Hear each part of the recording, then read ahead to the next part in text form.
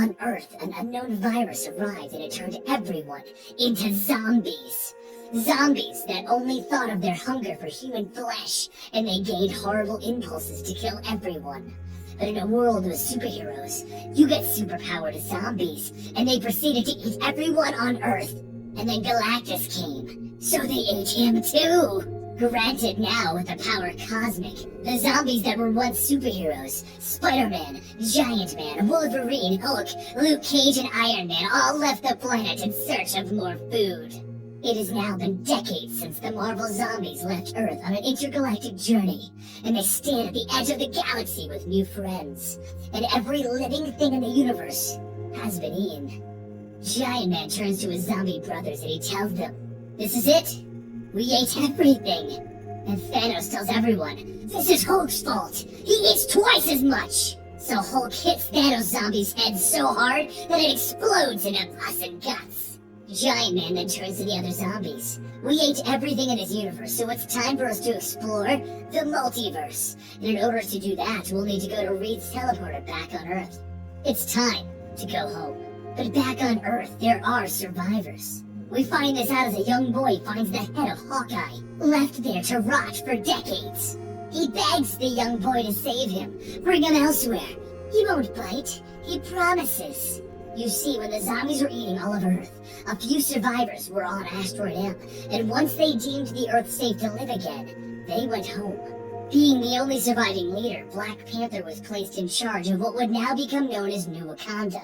He was also joined by Janet Van Dyne, a zombie that isn't hungry at all, because as Black Panther, Forge, and their scientist Reynolds have found, the zombies eventually just aren't hungry anymore, and they go back to being the way they were before they turned into a zombie. As proof, Janet brings the head of Hawkeye that Black Panther's son just found. They're interrupting a heavy debate as to what should be done about the children of the community, the Acolytes, because the children are starting a problem, and soon Forge is worried that they'll overrun the community. But now the discovered head of Hawkeye is a bigger concern, and Forge brings it to Reynolds for experimentation. They discover that Hawkeye is in fact normalish again. Well, as normal as someone could be when they've been separated from their body for over 50 years and buried in rubble. With knowledge that it is now confirmed that the zombies can turn back to normal, Black Panther goes to bed for the evening, when suddenly an assassin breaks into his bedchambers and stabs him in the stomach while he tries to sleep. He kicks the assassin over, and Janet runs in to protect him seconds too late because he's already bleeding out on the floor. Realizing that there's no other options, she bites him, spreading the zombie disease. Then, with her hunger returning, she gets up and she tries to dive on Black Panther's wife, but he gets up and he grabs her. "No, help me eat the assassin, Wasp." They munch on the assassin and they regain their sanity, which happens right after they feast on somebody. Wasp and Black Panther lock themselves up until the pain of hunger can pass. All the while, the Marvel superhero zombies are growing closer. With the leader of New Wakanda locked up, the leader of the Acolytes, Cortez, takes this chance to convince everyone that they need to follow him now. He can help them repopulate a new Earth, and they can't be following a zombie. A monster should not be ruling them. He then starts to get people together to go kill their old zombie leader. So Forge, Reynolds, and Hawkeye all let them out, and they try to smuggle Black Panther and Janet out of New Wakanda. But as they make to the exit, they're confronted by Cortez. But this internal struggle is already at an end, because the Marvel zombies have returned. Hulk lands first and he grabs a human and begins munching, while Giant Man realizes these humans were left behind, and they can turn them into a breeding farm. He can repopulate the humans just so that they can eat them. He then grabs Hulk, holding him back, telling him to stop. If Hulk eats them all now, they won't be able to turn them into a breeding camp. He won't be able to breed humans for feasting. This is too much for Spider-Man, and he shoots a blast of power cosmic at Giant Man. They haven't eaten in so long that Spider-Man is starting to come to his senses. And this isn't what they do. They were superheroes. And now Giant Man is coming up with ways to breed humans? Missing half his head and brain doesn't matter, because Giant Man is a zombie, and he orders the other zombies to kill this twit. Spider-Man must die. I'm tired of his jokes. But Spider-Man isn't alone, as Luke Cage is coming to his senses as well, and he joins up with Spider-Man. Zombies and humans begin to battle it out while Reynolds is looking for a plan, and his answer is to turn on the force field, one that not even the zombies can get through.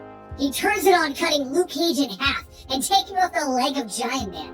Seems like it was a good idea, except that they also trapped Gladiator inside of the force field. Spider-Man tries to talk Gladiator down, but you can't talk down a man that once commanded the JINK-A.I. Gladiator punches his fist through Black Panther's chest, and then he tears Spider-Man in half. Wasp tried to tag him with her wasp stingers, but they just didn't do anything to him.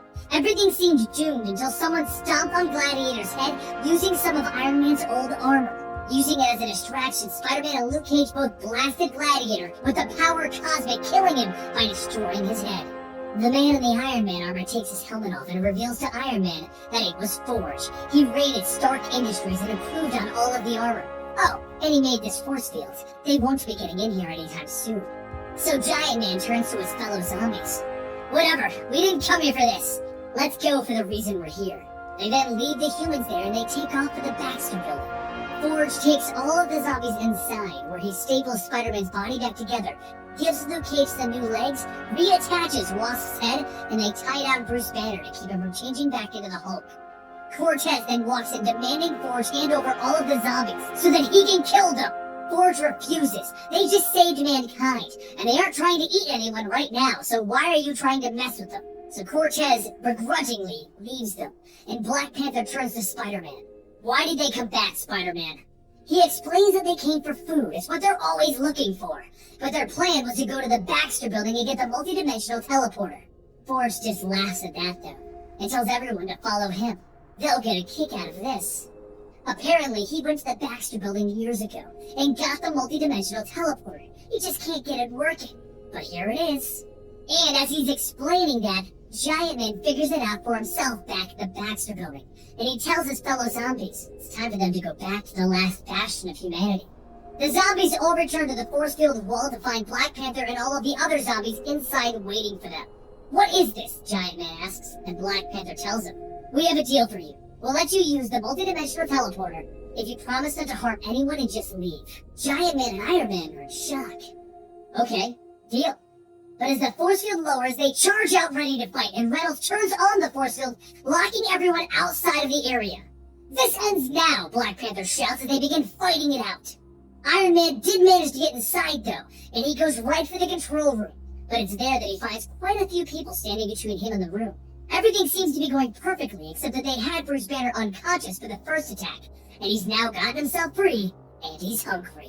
Meanwhile, back outside, Giant Man squashes Wasp between his hands, and Hawkeye opens fire on Giant Man, only to realize that that was pointless. He shoots arrows, and Giant Man is huge. Be my friend? He asks him. Back with Bruce and Reynolds, he tackles Reynolds, and he pushes them into the control panel, which lowers the force field. Seeing their chance, the Marvel zombies begin entering the last stronghold of the humans, and Giant Man reaches out, grabbing Black Panther's wife. He raises her to his mouth and prepares to take her head off. When he stops, he turns to his zombie brothers and he tells them, the hunger's gone. One by one, the zombies all lose their hunger, and Giant Man turns to everyone. Truce? Oh, hell no, Cortez shouts. You killed everything in the entire universe. You must pay for your crimes. Giant Man tells him that the memory of their actions is punishment enough. Not for me it isn't. I'm gonna make you pay, Giant Man, Cortez shouts at him.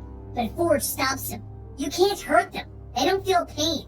Plus, do you think they'd let you execute them? Before they can do anything else, though, Hulk bursts through the wall, and he's hungry. Everyone jumps in trying to stop the Hulk, but he's the Hulk, and he will not be stopped until his hunger is satisfied. He destroys half the zombies while they try to convince him to stop, and all it comes down to is they need to stop Hulk's hunger. So Reynolds sacrifices himself. Without Wasp, he has no reason to live. Hulk eats him and reverts back to Bruce Banner, where all of the power cosmic zombies blast him in the head, killing him once and for all. And that's it. The zombies help the humans rebuild, and as they dig through the rubble, they find the head of Wasp. She survived. After 3 weeks have passed, Giant Man spent his time rebuilding the multidimensional teleporter. The goal was to give the humans a better world to live on, and once it's complete, he calls a meeting of all of the zombies. But that's when they find out the reason Forge couldn't repair the teleporter. Cortez didn't want him to. He likes this world, a small batch of humans that he can control. He's the one that arranged the assassin to kill Black Panther. He also killed Black Panther's son all of those years ago, and he's been trying to remove Black Panther's regime. And with that, he flips the switch, teleporting the zombies out of this world and into another. Forge runs in asking Cortez, what did he do? And Cortez knocks him out. They're gone for good. They're someone else's problem now.